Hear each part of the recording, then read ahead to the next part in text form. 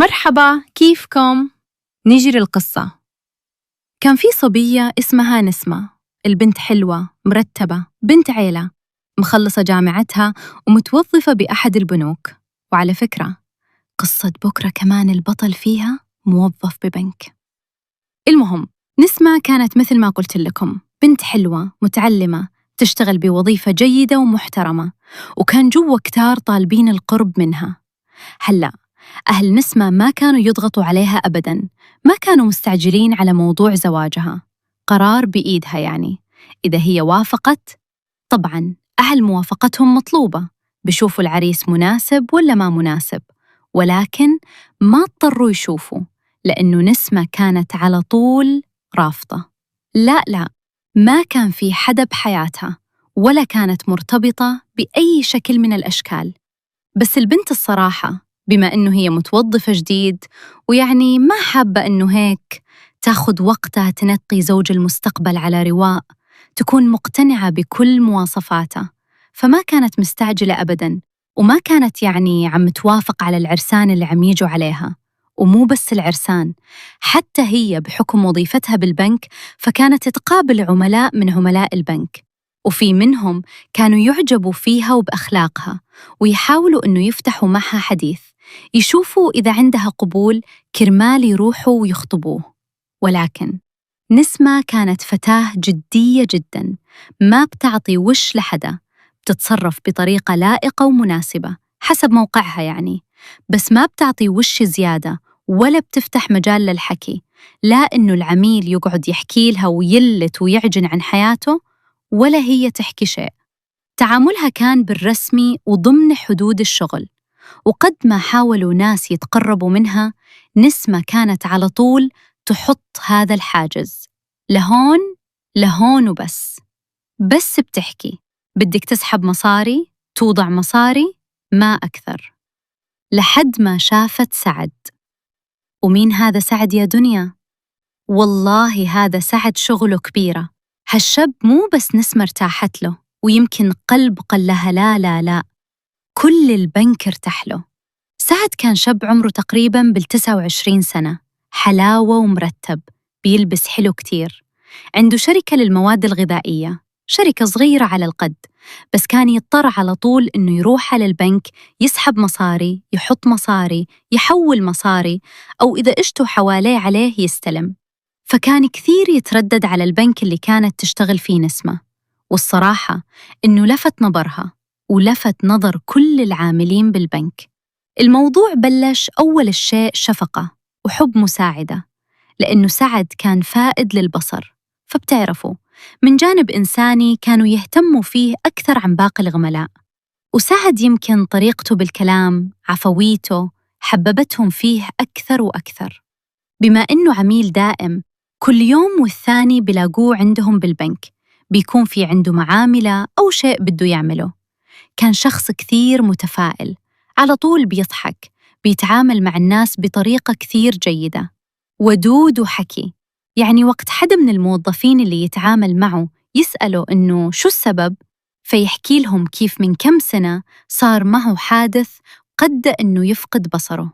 بس هالشيء ما خفف من عزيمته للحياة وللعمل.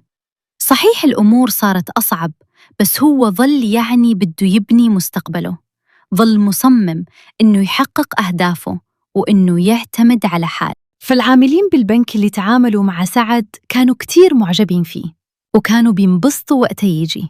عم بقول لكم بشوش وهيك، طاقته كلها إيجابية، وكان على طول يجي هو حاطط هالنظارات السود على عيونه، بإيده العصاية اللي هو بيستخدمها لحتى تساعده، بال منها إنه كان يتلمس طريقه مشان ما يتفركش بشي. والنقطة الثانية اللي كانت تساعده فيها العصاية إنه هي في إلها زر، وقت بيكبسه فبيصير بيطلع منها ضوء، مشان بالليل أو بالمناطق الماتمة، يعني إذا كان ماشي في حدا بسيارة، في حدا ماشي، ينتبه إنه هون في شخص ضرير، وإنه عم بيستخدم العصا. وأبسفلة مثل قطعة معدنية، فكانت تعطي صوت وقت يدخل سعد على البنك، يعني حتى اللي ما شافه من صوت العصاية يعرف إنه سعد إجا.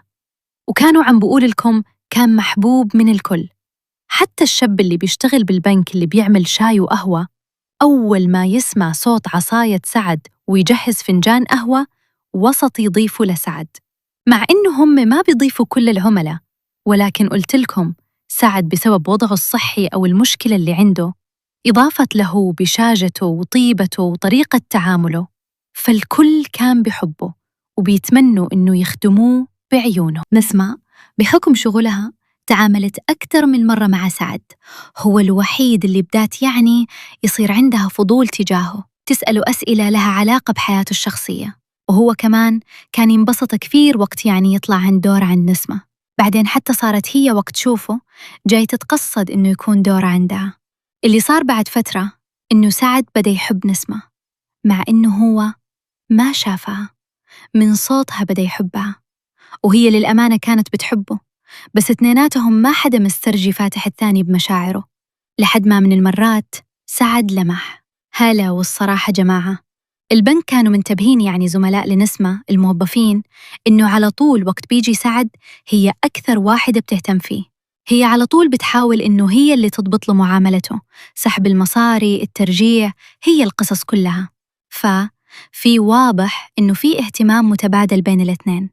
المهم بعد فترة سعد خلص قرر إنه طاعر وسيح دمه، ففتح الموضوع أو لمح لنسمة إنه هو معجب فيها وإنه هو بيتمنى إنه هي تكون شريكة حياته. بس يا ترى إنه شاب بوضعه ممكن يتمنى هيك شيء؟ نسمة لقطت الإشارة ويمكن كانت عم تستناها، فهي كمان فهمته بطريقة غير مباشرة إنه هي موافقه وإنه هي ما عندها أي مشكلة ترتبط فيه، بالعكس هي عندها مشاعر تجاهه. طبعاً ما صارحوا بعض هيك طلي لك، لا، هو عم يقول لها مثلاً ومثال وهي عم تجاوبه قال على المثال تبعه، بس اثنيناتهم فهموا من الحديث الغير مباشر إنه اثنيناتهم غرقانين بدباديب بعض.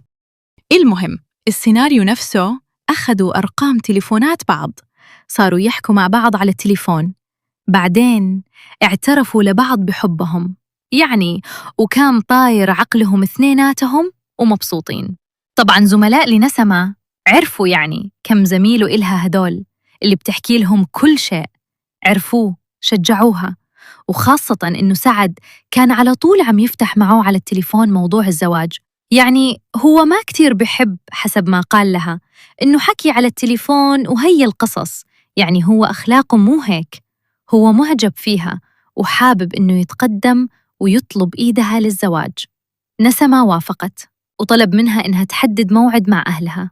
نسمة طبعاً بدأت تمهد لأهلها وكانت معجبه كتير وحبيبته لسعد، شاب حليوة خلوق لطيف وظريف كثير وما بخلي على القلب هم. إضافة بحكم إنه هي موظفة بالبنك وحسابه كان بهذا البنك، فهي بتقدر تشوف حساباته وكانت بتعرف إنه وضعه المادي جيد نوعاً ما، أحياناً لأنه بيحكم إنه تاجر أحياناً بيكون حسابه فاضي ما في ولا قرش، وأحياناً بيكون مليان. فوافقت وأخذت له موعد مع أهلها، وفعلاً تقدم سعد وطلب إيد نسمة للزواج. اثنيناتهم كان طاير عقلهم بانتظار هي اللحظة، بس أبوه لنسمة ما وافق رفض قاطع، ونسمة بايقت كثير من أبوها وحاولت تقنعه، بس الأب كان غير موافق لعدة أسباب. أولاً عائلة هذا الشاب ما موازية لعائلة نسمة. ثانياً المشكلة الصحية اللي يعاني منها سعد. ثالثاً إنه وضع المادة جيد، بس وضع أبوها المادة جيد جداً، فكان بدهم إنه على مبدأ اللي مثلنا تعول عنا. ونسمة حاولت تقنع مع أهلها بكل الطرق، بس أبوها قال لها حتى لو تجاوزت كل المواضيع ما رح زوجك لشخص فاقد للبصر. ونسمة كانت تقول له أنا رضيانة مو مشكلة، ولكن الأب أصر، ولا أنا ما حبيته لهذا سعد، وبغض النظر عن كل مشاكله ما حبيته، ما بدي إياه يكون جوز بنتي. فبوقتها الاثنين انكسر قلبهم، ونسمة وعدت سعد إنه صبور، فحضل حاول مع أبيه، هو عنيد بس قلبه طيب إلا مايلين. واستمرت علاقة سعد بنسمة.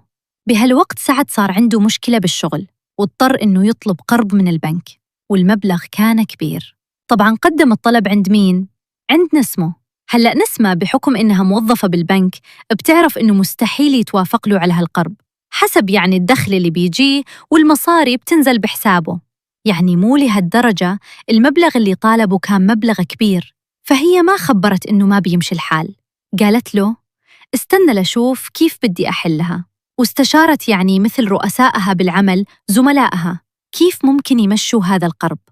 هلأ طلع في حل إنه هي تقفله، وهي كانت بتحبه لسعد مثل ما قلت لكم وواثقة فيه، وهي الصفقة كانت كثير مهمة بالنسبة له، ورح تفتح له آفاق جديد بالشغل وتنقله من مرتبة يعني تاجر كثير صغير ما حدا سمعان فيه لأعلى شوي. ونسمة تحمست، بركي أبوها بيوافق. ففعلاً كفلوا سعد وتم تسليم المبلغ اللي أخده قرض. هو مبلغ كثير كبير. سعد ما كان حابب إنه يعني إتمام المبلغ يكون على فترة طويلة، يعني التقسيط ما بده لا تقسيط سنة ولا سنتين، 6 شهور. مع إنه قالت له إذا بدك خلينا نرفع الوقت يعني.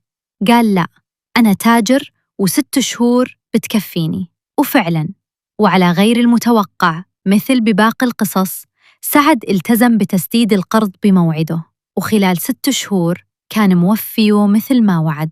وهالشيء خلاه يكبر بعين نسمه أكثر وأكثر، لأنه في أكثر من فيها حذروها وقت كفلته إنه بكرة إذا ما دفع أنت اللي بدك تتورطي وبدك تدفعي من راتبك، وأهلك رح يدروا مليون قصة. بس هي قالت إنها لا، واثقة فيه. وفعلاً طلعت ثقتها بمحلها للبنت، لا تقولوا. طبعاً سعد ونسمة كانوا كل الوقت عم بيحاولوا يقنعوا أهلها، وأبوها ما عند رافض تماماً. حتى الموضوع والفكرة لا بقى تفتحيها ولا تناقشيني فيها.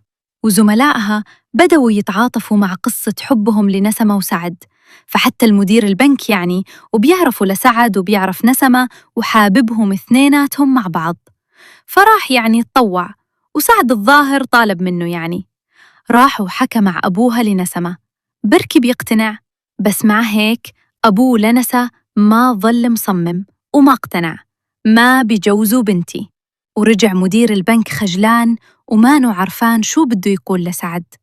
سعد قال له معلش، بنحاول بعد فترة مرة ثانية، ما رح آيس، تصير نسمة زوجتي على سنة الله ورسوله. وبعد فترة رجع سعد على مدير البنك إنه يعني إذا بتجع بتحاكي أبو نسمة قل له هالمرة إنه إذا مشان مصاري أنا مستعد أدفع المهر اللي أنتوا بتطلبوه، ما في أي مشكلة. ومدير البنك رجع حكى ثاني مرة مع أبو نسمة وقال له الشاب شار البنت وشو ما بدكم مهر بيدفع، ولكن الأب ظل معند ومصمم ما بعطيه إياها، يعني ما بعطيه إياها. هذا يمكن كان آخر أمل عند سعد. نفسيته تعبت كثير بعد آخر رفض، صار بطل يروح على البنك بشكل مستمر مثل ما كان يروح، انقطع فترة، ما بقى دخل على البنك ولا بقى شافه. الصراحة نسمه كتير فقدت له، كانت تتصل فيه ما يرد عليها. حتى موظفين البنك فقدوا له، حتى الشخص اللي كان يعمل له فنجان القهوة أول ما يسمع صوت عصايته كمان فقد له. الكل كانوا متعاطفين مع قصة الحب اللي كانت بين هالاتنين. رفقاتها حاولوا يتدخلوا، وعم قلكن ما ضل حدا ما حاول يقنع هالأب، والأب مصمم لا يعني لا. بس ساعات بعد فترة رجع يتردد على البنك، مضطر يعني حسابه هناك، وظاهر مكان سكنه أو شغله كان قريب من البنك، فمضطر يروح ويجي عند هذا الفرع. فرجع يتردد، بس بطل سعد القديم اللي على طول ضحكان، اللي عم يمزح مع الكل، اللي كان يعطي طاقة إيجابية. لا، سعد صار سعد حزين مكتئب، وعم يعامل موظفين البنك بكتير على الرسمة، يعني مو مثل أول. وصاروا حتى الموظفين يقولوا له إنه يا سعد خلص وعيش حياتك وارجع سعد القديم، ويعني ما همشي الحال، إن شاء الله نصيبك بيكون على بنت أحسن من نسمة، على بنت أفضل. صاروا يواسوه عم قلكن، وهو يقولهن ما مشكلة، إن شاء الله خير. الوقت أحسن الشيء، الوقت بينسي الواحد كل شيء، ومضطر يروح ويجي على هالبنك. المهم، مرة من المرات سعد كان بالبنك، وكان عنده معاملة وشغلات بده يخلصها، ومصاري بده يسحبها من اللي بده يحطها. تصادف إنه بهداك الوقت كان في فريق صيانة جاي على البنك، وعندهم شغل بدهم يعملوه، فجايين ومعهم شفتوا شاتيهم ومعداتهم وهي القصص اللي بيستخدموها بالصيانة. وسعد كان ماشي. هلأ سعد مانو شايف والله يصلحه، موظف الصيانة الظاهر مانو منتبه إنه يعني هذا الشخص مانو شايفه وحامل كتير أغراض بين إيديه. المهم خبط بسعد، فعصاية سعد وقعت على الأرض وصار فيها مثل عطل، يعني الزر هذا اللي كان يفكسه مشان يشعر الضوء ويطفيه طلع من مكانه. فساعد بوقتها الشاب الهادي الرزين اللطيف، هو أساساً آخر فترة كان متغير ومحبط، عصب كتير، وإنه أنا هلأ شو بدي أعمل طيب؟ إنه يعني فيها العصاية ويجيتوا نزعتولي إياها. وإجوا موظفين البنك صاروا يهدوه. الزلم اللي بيشتغل بالصيانة يعني ما قصده، فاعتذر من سعد وقال له خلص أنا بصلح لك إياها، تفضل يا أستاذ، عود دقيقتين أنا بصلح لك إياها، يعني بشوف كيف بركب الزر بمكانه، ما تاكل هم. والموظفين صار يقولوا له مو مشكلة، لبين ما بشربك فنجان قهوة بتكون تصلحت العصاية تبعيتك. وسعد وافق على مضض، شو بده يعمل؟ يعني عصايته ما في بلاها. فصلح له إياها هذا الشخص تقريباً 10 دقائق، 15 دقيقة. رجع جايب له العصاية والزر متصلح والأمور تمام التمام، ورجع اعتذر منه. مرق هالموقف، وكان هي أول مرة الناس بيشوفوا سعد وهو معصب. سعد إجا على البنك، وكان هالمرة غير كل مرة، طلب إنه بده يشوف المدير وبده يحاكيه. فاستنى هلأ بس يفضى، دخل عنده، تفضل فاعد معه، وقال له أنا حاولت انتهى لنسمة بس ما عم يقدر، وأنا آسف، بعرف إنه أنا عم ضايقك وصرت طالب منك أكتر مرة تطلب لي إيدها وإنت تطلع بالخجلة، بس عن جد أنا ما بقدر أعيش بلاها، فكرت كتير، حاولت، بعد ما عم يقدر. فإذا سمحت يعني آخر مرة بطلب منك، إذا ممكن تخلي زوجة حضرتك تتواصل مع أمها لنسمة، بركي إذا أمها اقتنعت، لأنه أمها كمان معارضه. إذا الأم اقتنعت ممكن تقنع الأب، يعني دخلنا عن طريقه. ما رضي، بركي نحن ما بنقنعه، زوجته بتقنعه. فالمدير بده يحاكيه ويقول له ما في مشكلة خلص، وأنا رح أحكي مع مدامتي وبإذن الله بصير خير. المهم وهن عم يحكوا ويتفقوا كيف ممكن يقنعوا أمها لنسمة، بهالوقت بيدخل على البنك فجأة 3 شباب لابسين أسود بأسود، ملتمين، لابسين قفازات أو كفوف سودا مو مبين منهم، المهم غير عيونهم. أول ما دخلوا واحد طلع المسدس، واثنين ثانيين طلعوا سكاكين، وبدأوا يصرخوا بالموظفين ويطلبوا منهم كلهم إنه يتركوا كل شيء من بين إيديهم، كلهم يجوا يقربوا ويركعوا على الأرض، واللي بيتأخر بتنفيذ هذه الأوامر فأكيد رح يموت، واللي بينفذ بيعيش. العصابة هي المكونة من 3 أشخاص، أكدوا إن هم ما بدهم يادوا حدا أبداً، هم بس بدهم المصاري، ما بدهم شيء، وبعدين رح يطلعوا بهدوء. فلازم الكل يلتزم بالتعليمات اللي رح يعطوها بدقة مشان ما ياذوا حدا، سواء موظفين بالبنك أو سواء عملاء موجودين.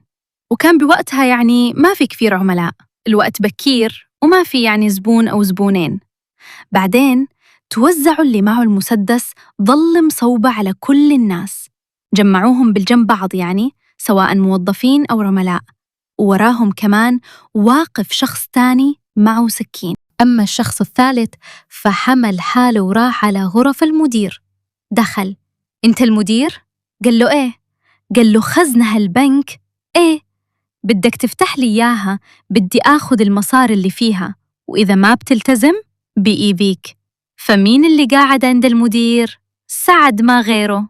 فسعد وقت سمع هالكلام ما إنه شايف، بس هو فهم يعني في عصابة بدهم يسرقوا البنك، فحب إنه يدافع، فقام على الصوت. هو قدر يحدد هذا الشخص اللي حامل سكين اللي عم بيهدد المدير وين واقف، وهجم عليه وضربه بالعصاية.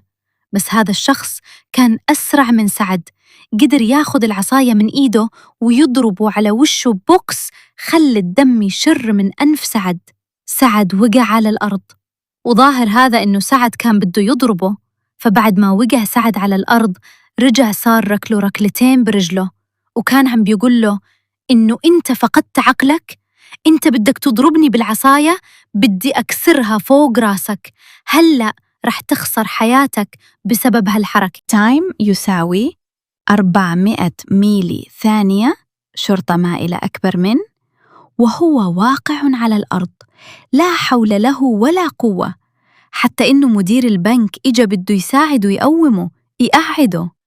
بس هذا الشخص اللي معه سكين ركض على مدير البنك وطعنه بإيده وقال له: ما تتحرك إذا أنا ما قلت لك اتحرك، اتركه وتعيل الخزنة.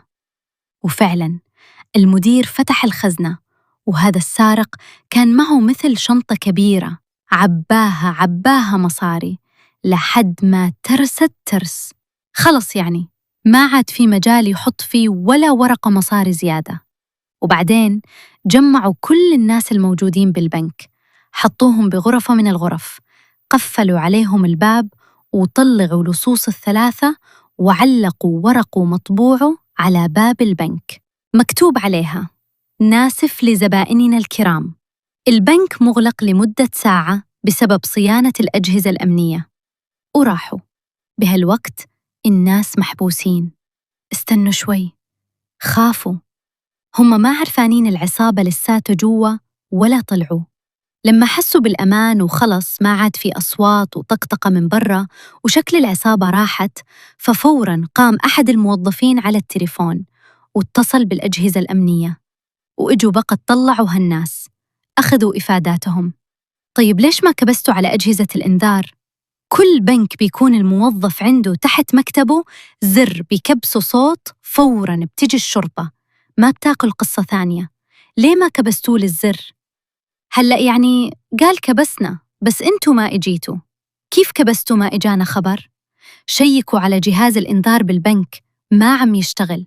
طيب كيف؟ شيكوا على الكاميرات ليشوفوا شو اللي صار. الكاميرات كمان ما عم تشتغل. يعني كاميرات البنك كلها شغالة لقبل بدقيقة يمكن، من ما يفوتوا هالصول خصوص. ما أنا مسجلة شيء، لا مسجلتهم وهم داخلين، لا مسجلة شو صار بقلب البنك أبداً. طيب شو القصة؟ شو اللي صاير؟ كيف الكاميرات ما عم تشتغل وأجهزة الإنذار ما عم تشتغل؟ الأدلة الجنائية طبعاً انتشرت، ما في أي بصمات. أخذوا وقفات الكل. بهالوقت طبعاً يوشوا عليه دم لسعد نجيب. لك سيارة الإسعاف بدك؟ قال لهم لا، بس بدي عصايتي لأقدر أمشي. قاموا يدوروا له على هالعصاية، يدوروا عليها. بالأخير لاقوا عصايته مرمية بأحد أطراف البنك، بس السارق كاسرة ورامية. وحتى بوقتها مدير البنك رغم المصيبة اللي هو فيها اعتذر من سعد، يعني هو شايل له إياها جميلة، كان عم يحاول يدافع عنه، فاعتذر منه ووعدوا إنه البنك رح يتكفل يجيب له عصاية جديدة، وحتى يمكن يعوضوا على اللي صار، لأنه الحدث اللي صار معه صار بالبنك، يعني عصايته انكسرت وأكل بوكس الزلمة وانضرب كم ضربه ماكنن، يعني مزرق مكانه. وسعد بوقتها انقهر كتير، يعني انقهر كتير على العصاية. هو الظاهر كتير بيحبها، وبحياتهم ما شافوه زعلان كل القد على نسمة. ما زعل سعد قد ما زعل على عصايته وقال له مو قصة عصاية جديدة، بس هي عصايته من كم سنة. وقت صار معه الحادث أبوه جاب له إياها، عنده قيمة كتير معنوية. وحتى ما بعرف، حسب ما فهمنا أبوه مفصل له إياها تفصيل خصوصي له، وبعدها أبوه توفى، فهي ذكرى من أبوه، أو آخر شيء أبوه جاب له إياها. فصاروا يواسوه إنه منشوف وبركي بتتصلح وما تاكل هم، يعني أكلين همه. المهم بهالوقت الشرطة نازلة تحقيقات، نازلة تحريات، بدهم يعرفوه أو يقدروا يوصلوا للفاعلين. يعني جابوا خبراء مسؤولين عن شغلات التقنية، شوفوا الكاميرات كيف تعطلت، أجهزة الإنذار كيف تعطلت. طبعاً بصمات قلت لكم ما في أبداً أي دليل، أي شيء ممكن نمسكه، أي طرف خيط. ياخذوا إفادات الموظفين ويرجعوا يحققوا معاهم، ويرجعوا يجمعوا معلومات عن كل الموظفين. المهم مضت 3 شهور بالتمام والكمال بدون ما الشرطة توصل لأي طرف خيط، والموظفين بلشوها شوي ورا شوي يرجعوا لحياتهم طبيعية، ينسوا هالرعب اللي عاشوه بهالربع ساعة اللي إجت العصابة فيها على البنك. حتى سعد يعني صار يقلل من روحاته على البنك. وقت حتى آخر مرة راح قال له مدير البنك إنه حكيت مع مدامتي مشان تحكي مع إمها لنسمة، فقال له خلص، ما أنا عم أهشم حالي على الفاضي، ما في داعي تهذب حالك، لأنه أنا إذا بيرجعوا أهلها بيقولوا لي لا، فيعني ممكن أنهار، فخلص ما تعملوا شيء هلأ. المهم مضى كم شهر لحد ما المرات كان في شاب جالس بأحد المطاعم، ولا بيجي شخص عادي لابس ثياب مدني بيجي لعنده بيقول له تفضل معنا. لوين؟ ليش؟ مين أنت؟ لتفضل معكم؟ طلع له بطاقته إنه هو رجل أمن، بس الظاهر لابس مدني متخفي.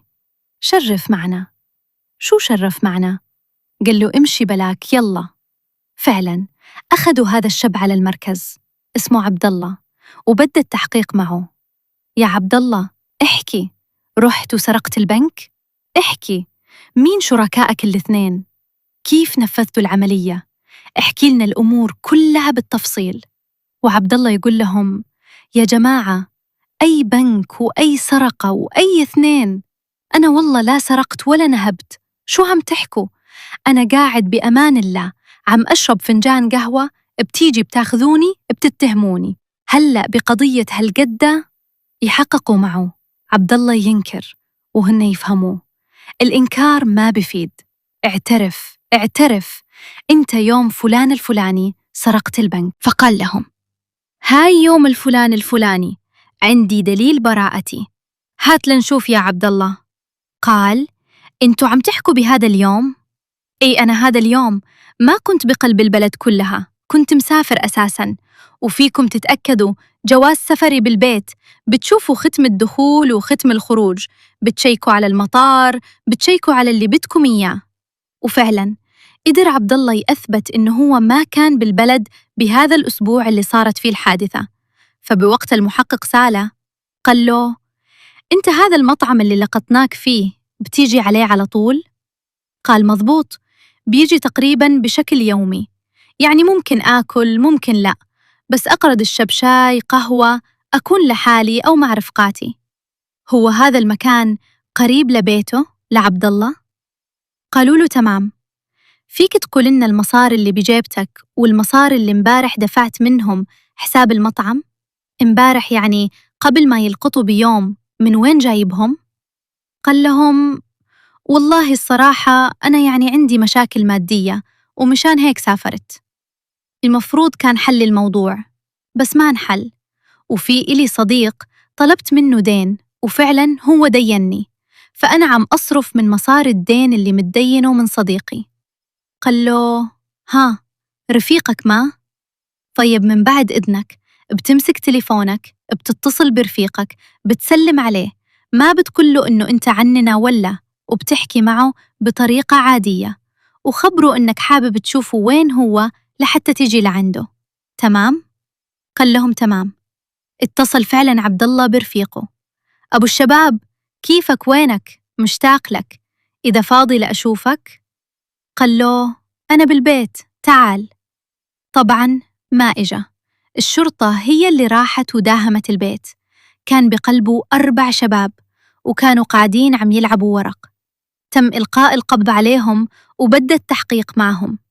هلأ 4 كانوا عم يقولوا إنه شو في يعني؟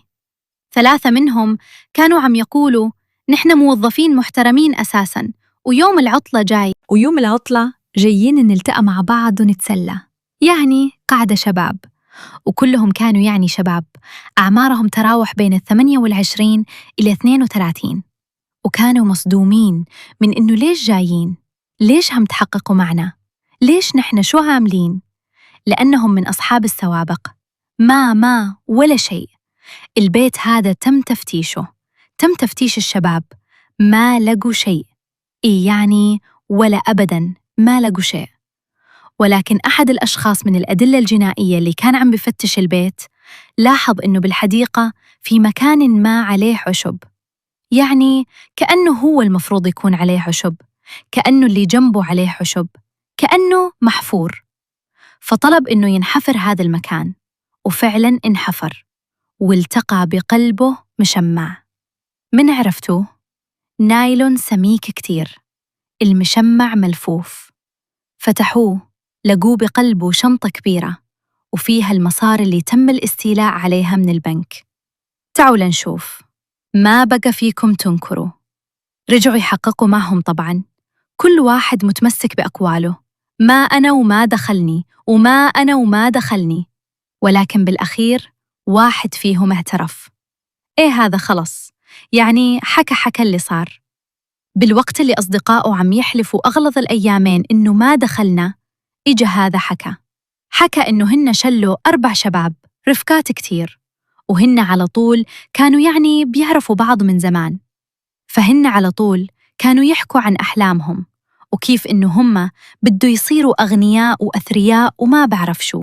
المهم خلصوا جامعاتهم 3، توظفوا، والرابع ما اشتغل، ما أدري كان عم بيطقطق شغله ويترك. المهم يعني، فكان عندهم رواتب، وهي رواتب جيدة نوعاً ما، بس ما بتحق لهم أحلامهم بالثراء. ما فيهم يركبوا أغلى السيارات ويسافروا كل يوم والثاني ويحققوا كل أحلامهم. فقالوا إنه كانوا مصابين بالإحباط، وكانوا يتناقشوا كل يوم والثاني كيف ممكن نصير أغنياء كثير. فطلع الحل براسهم إنه ما في غير نسرق بنك كثير بنصير أغنياء، مو شوي. بس كان بدهم خطة ما تنكشف. بيقولوا خطوا كثير، حضروا كل الأفلام اللي بتحكي عن سرقات البنوك، سواء كانت أفلام هوليودية أو أفلام وثائقية.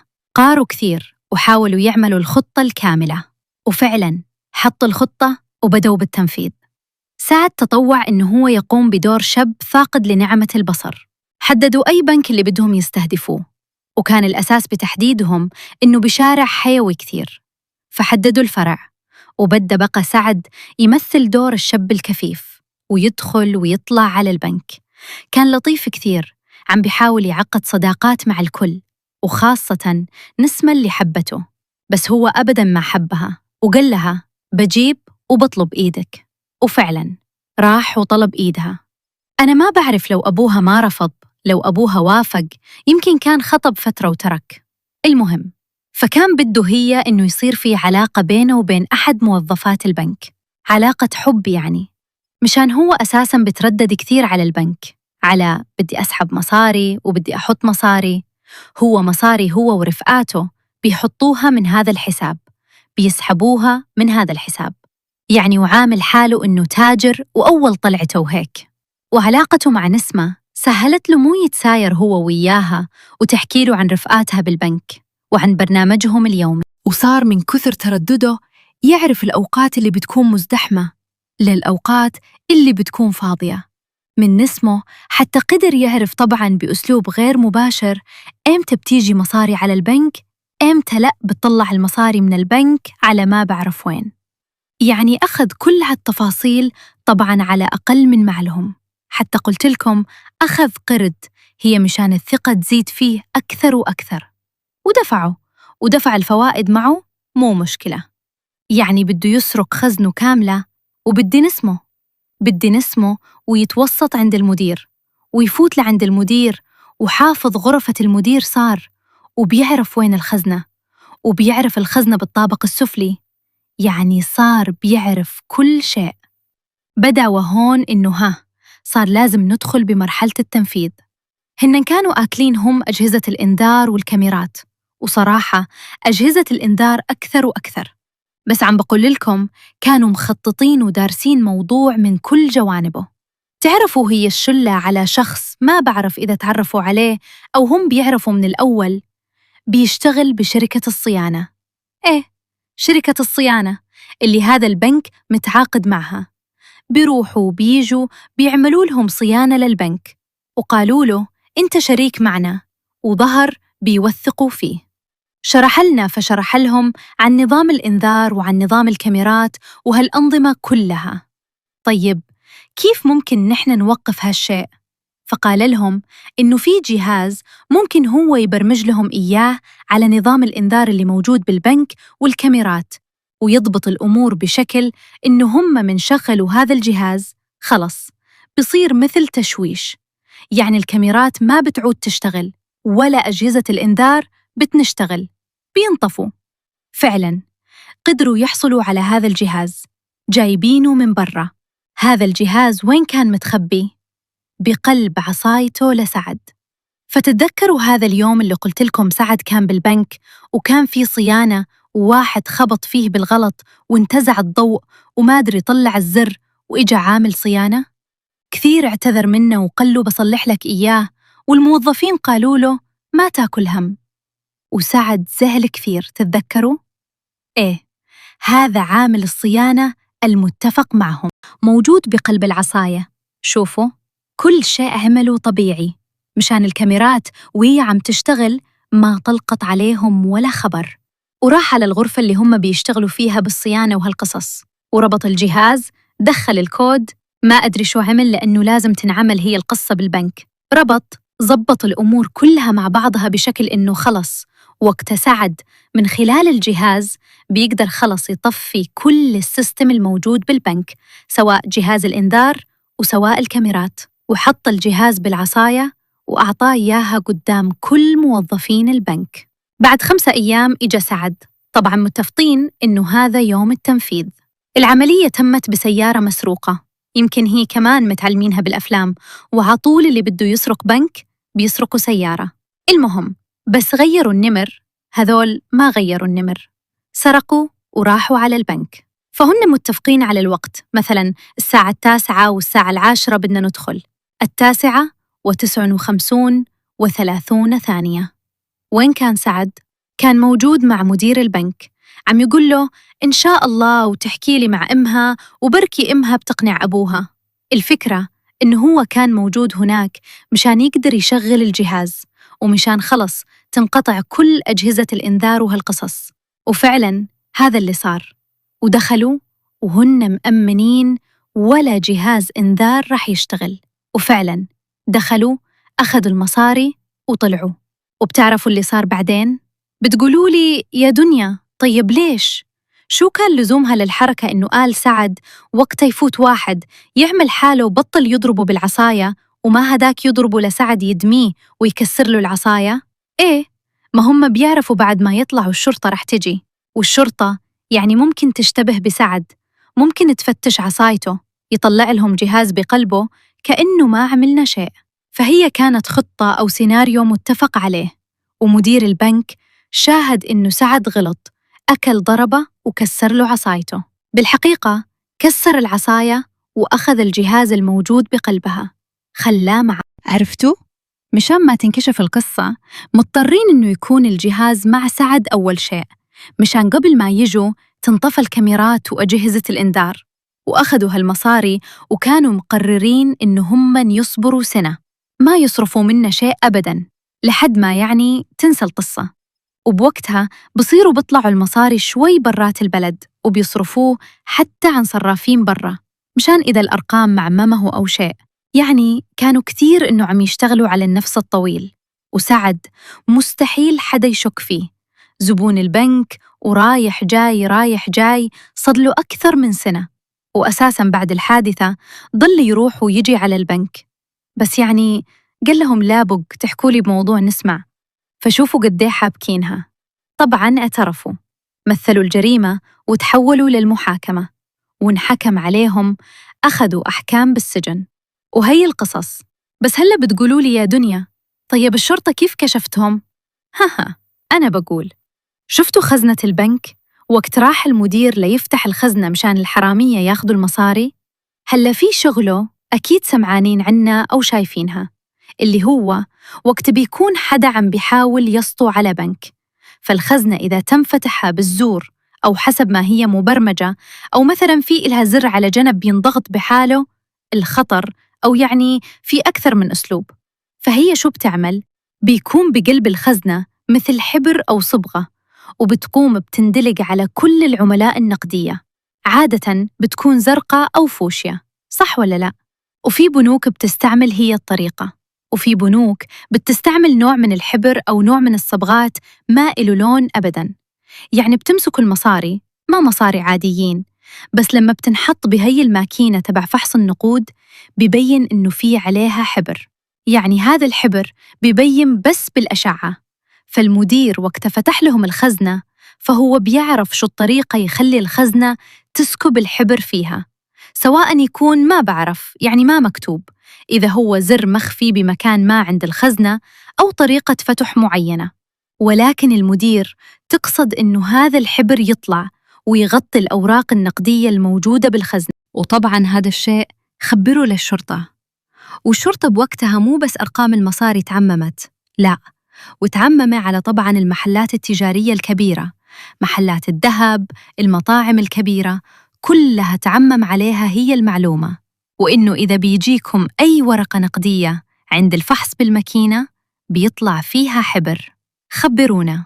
فإجاهم خبر من أحد المطاعم، وكانت هي المصاري مع عبد الله، اللي هو عن جد ما إله علاقة بالقضية، وعن جد كان مضطر على مصاري، وكان صديق سعد، فطلب منه، وسعد ما هان عليه، يعني هو لحتى تمشي أموره لعبد الله بده مبلغ منيح، وسعد ما هان عليه ما يساعد رفيقه حنون سعد، فقال له خلص أنا بدينك.